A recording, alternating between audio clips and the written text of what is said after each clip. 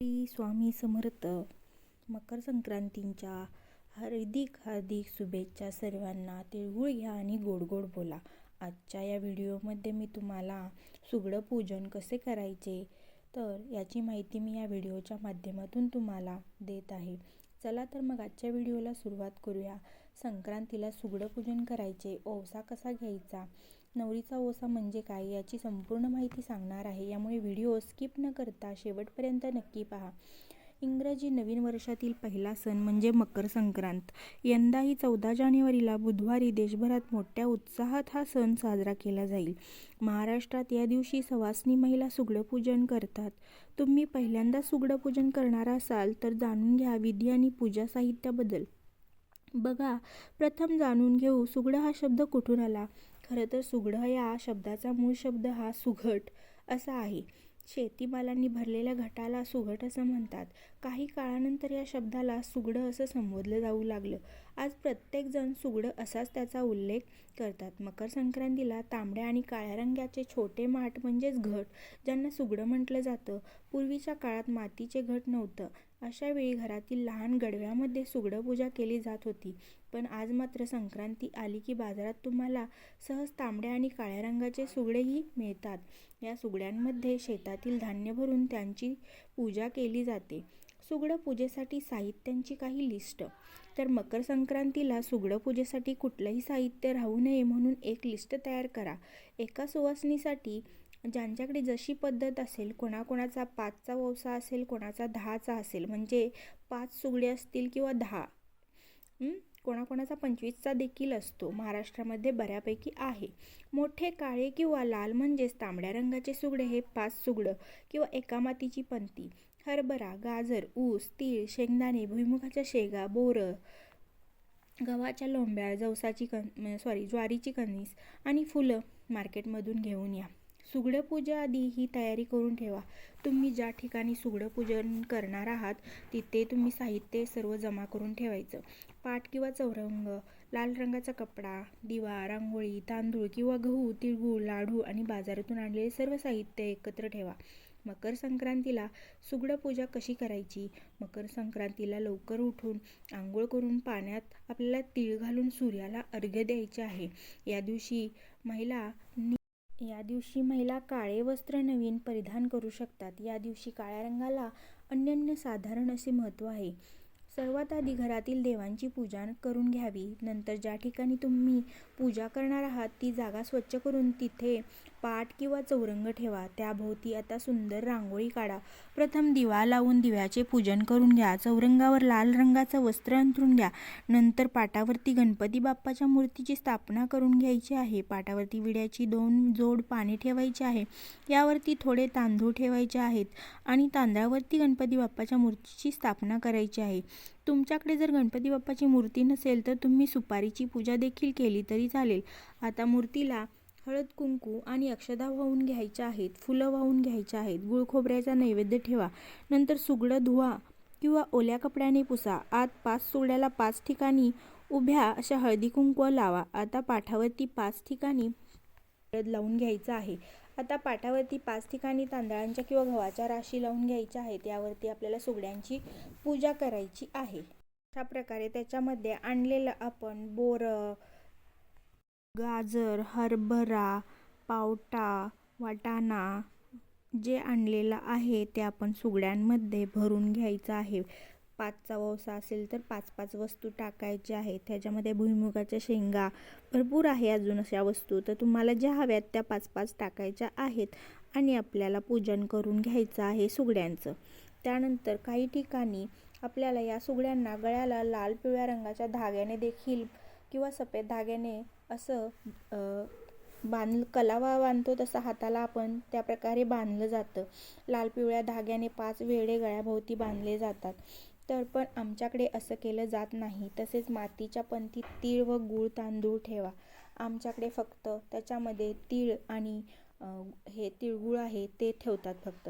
आता सगळ्यात आधी सुगड्यांमध्ये हे तीळ आता सगळ्यात आधी सुगड्यांमध्ये हे तीळ घालून घ्यायचे आहेत. त्यानंतर वाटाण्याच्या शेंगा, घेवड्याच्या शेंगा, वाल्याच्या शेंगा, गाजर, ऊस, हरभऱ्याचे घाटे, शेंगदाणे, त्याचबरोबर लोंब्या ठेवायच्या आहेत. तर गव्हाच्या लोंब्या मिळाल्या नाहीत तर गहू देखील ठेवले तरी चालतात. ज्वारीची कणीस देखील ठेवायची आहे.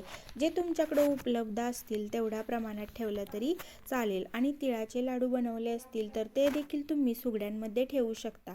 या सुगड्यांना हळदी कुंकू वाहून अक्षता वाहून घ्यायच्या आहेत आणि एक फूल वाहून घ्यायचे. प्रत्येक सुगड्याच्या पूजा करायची आहे. आणि सुगड्यांची पूजा झाल्यानंतर काही ठिकाणी हे सुगडं नवीन कपड्याने झाकून ठेवतात व काही ठिकाणी नाही झाकून ठेवत. काहींच्या ठिकाणी तर हे सुगडं देवासमोर आणि सुगडं तुळशीपाशी देखील काही जण ठेवतात. तसेच या दिवशी घरातील सर्व थोड्या मोठ्यांचा आशीर्वाद घ्यावा. काहींच्याकडे हे मंदिरामध्ये जाऊन वौसा घेताना एकमेकींचं बदललं जातं. तर आमच्याकडे अशी पद्धत नाही. तर तुमच्याकडे कोणत्या प्रकारे चालत आलेलं आहे त्याप्रमाणे तुम्ही करा. तांदूळ आणि सफेद तीळ आणि गूळ देखील ओवसण्यासाठी घ्यायचं आहे. काही ठिकाणी वेगवेगळ्या ठिकाणी सुगडं पूजन करून सुद्धा या पद्धतीने केलं जातं. ताटामध्ये उरलेला ओवसा आहे तो एका प्लेटमध्ये घेतात आणि ते एकमेकांना ओवसा देतात. तुळशीमध्ये ठेवायचा आहे, हा देवांना देखील ठेवायचा आहे म्हणून ते एकमेकांना ओवसा देतात. तुळशीमध्ये ठेवायचा आहे, हा देवांना देखील ठेवायचा आहे म्हणून मकर संक्रांतीच्या दिवशी हा ओवसा सुवासिनींनी महिला एकमेकींना वाहन म्हणून देतात. हे वाण देताना सीतेचा वौसा, रामाचा वौसा, जन्मोजन्मीचा वौसा असं म्हणतात. मकर संक्रांतीच्या दिवशी ओवसाही पूजला जातो आणि विडे देखील पूजले जातात. तर हे विडे 5चा विडा आणि किंवा 25चा विडा तर 10चा विडा हे प्रत्येकाचं वेगवेगळं असतं. 5 ठेवले तर 5 ठेवल्या जातात. हे विडे पाटावरती पूजन घ्यायचे असतात. 10 ठेवले तर 10 म्हणजे प्रत्येक गोष्ट ही 10 ठेवायची असते. 25चा असेल तर 25, प्रत्येक सुगड्यात 25 वस्तू टाकल्या जातात. आता हे विडे पूजेसाठी काय कसे साहित्य लागते जाणून घेऊ. विडे पूजण्यासाठी खाऊची पाने किंवा नागवेलीची पाने, विड्यांवर ठेवण्यासाठी सुपाऱ्या, खारीक, खोबरं, बदाम, हळकुंड, वेलची, लवंग इत्यादी साहित्य घेतले जाते. आपण सुगडं पूजन करून घेतलं की तिथेच आपल्याला समोर विडे ठेवून त्यांचे पूजन करून घ्यायचे आहे. आपण 5चा विडा म्हणजे काय ते जाणून घेऊ. आता पाटावरती विड्याची 2-2 जोड अशी पानांची ठेवायची आहेत. आपण 5चा विडा पूजणार आहोत त्यासाठी आपल्याला 5 ठिकाणी ही जोड विड्यांची पाने ठेवायची आहेत आणि एक सर्व देवांचा विडा ठेवायचा आहे. आता या पानांवर एक सुपारी ठेवायची आहे. हळकुंड ठेवायचे आहे. प्रत्येक पानावर एक हळकुंड ठेवायचं आहे. खारीक ठेवायची आहे. खोबरे ठेवायचं आहे. बदाम ठेवून घ्यायचा आहे. त्याचबरोबर विड्यांवर एक वेलची ठेवायची आणि लवंग पण ठेवायची. अशा 5 वस्तू झाल्या पाहिजे. वाहून पूजा करून घ्यायची आहे. एक फूल वाहून घ्यायचं आहे. नवीन लग्न झाल्यानंतर आईकडून किंवा सासूबाईंकडून आपल्याला हा ओवसा ओट्यात घातला जातो. त्याप्रमाणे तुम्ही हा नेहमी पुजायचा असतो. आता एका वाटीमध्ये तिळगूळ भरून ती वाटी पाटावरती ठेवायची आहे. मकर संक्रांतीला जर पुरणपोळी बनवली असेल तर पुरणपोळीचा नैवेद्य सुगड्यांना ठेवायचा आहे. अगरबत्ती लावून सुगड्यांना ओवाळून घ्यायचे आहे. अशा प्रकारे आपल्या सुगड्यांची पूजा आणि विड्यांची पूजा झालेली आहे. पाट्याभोवती छानशी रांगोळी काढायची आहे. जर तुमचा 25चा वौसा असेल तर 5 ठिकाणी विड्यांची 5-5 पाने ठेवून त्यावर वरील सांगितल्याप्रमाणे प्रत्येक वस्तू ह्या तुम्ही 5-5 ठेवायच्या आहेत. पुढे देखील मी सविस्तर सांगणार आहे. नवरीचा वौसा म्हणजे काय? नवीन नवरीसाठी मकर संक्रांतीचा सण अतिशय खास असतो. महाराष्ट्रात मकर संक्रांत नवीन नवरीची वेगवेगळ्या पद्धतीने साजरी करण्यात येते. नवीन नवरीला काळी साडी घातली जाते. त्याशिवाय हळदी कुंकूच्या दिवशी हलव्याचे दागिने घातले जातात. या दिवशी परंपरेनुसार 5 वर्ष महिला वेगवेगळ्या सौभाग्यदानाच्या वस्तू म्हणजे कुंकवाच्या डब्या, कंगवा, आरसे, बांगडे, काळे मणिसर वाण म्हणून देतात. पहिला वौसा हा 5 किंवा 25चा असतो. 5वा वौसा म्हणजे त्यात 5 विड्यांची पाने, 5 सुपारी, 5 खारीक, 5 वेलची, 5 लवंग, 5 हळकुंड, 5 खोबऱ्याचे तुकडे किंवा वाट्या असतात. तर 25च्या वौसात हे साहित्य 25 असतात. 25 विड्यांची पाने, 25 सुपारी, 25 म्हणजे प्रत्येक गोष्ट ही 25-25 असते. मग तो 25चा वौसा असतो. पहिली मकर संक्रांत ही माहेरी असते त्यामुळे हा वौसा तुम्ही आई, काकी, सासू नणंद, मामी किंवा वहिनी यापैकी कोणाकडूनही घेऊ शकता. तसेच हा ववसा घेईपर्यंत महिलांनी उपवास ठेवायचा असतो. आणि यानंतर आपल्याला मकर संक्रांतीला दरवर्षी आपण असं सुगडं पूजन करून मकर संक्रांत साजरी केली जाते. मकर संक्रांतीच्या दिवशी आपण कोणकोणती कामे करायची आहेत तर बघा, मकर संक्रांतीच्या दिवशी सकाळी लवकर उठून तिळाच्या पाण्याने आंघोळ करायची आहे. म्हणजेच आंघोळीच्या पाण्यामध्ये तीळ व गंगाजल असेल तर टाकायचे आणि या पाण्याने आपण आंघोळ करायची आहे.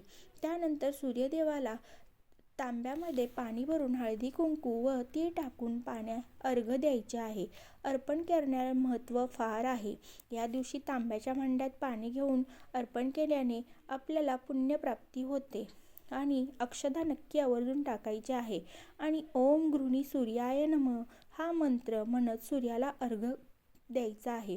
या दिवशी गोरगरिबांना दान केल्यामुळे आपल्याला शुभ फल प्राप्त होते.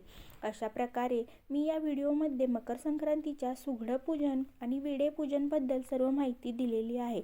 तुम्हाला हा व्हिडिओ आवडला असेल तर नक्की शेअर आणि लाईक करायला विसरू नका. आपल्या चॅनेलवरती तुम्ही नवीन असाल तर चॅनेलला सबस्क्राईब करायला विसरू नका. व्हिडिओ शेवटपर्यंत पाहिल्याबद्दल मी तुमची मनापासून आभारी आहे. श्री स्वामी समर्थ.